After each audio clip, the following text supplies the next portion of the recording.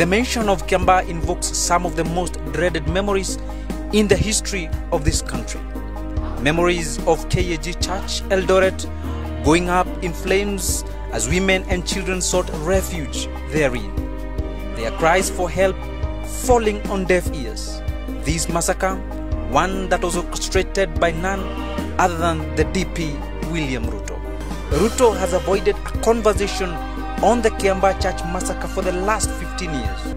At the risk of opening up painful wounds, there are some questions which I would like Mr. Ruto to answer candidly.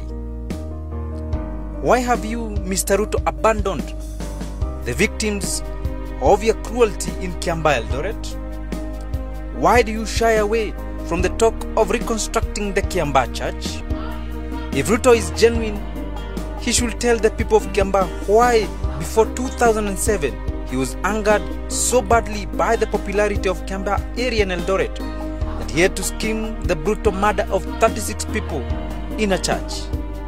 A church, for heaven's sake. I wish to remind him that the spirit of Mama Elizabeth Wangoi Kemunya, a woman who was captured holding one shoe after the church was set ablaze, still cries from the ground like that of Abel to Cain.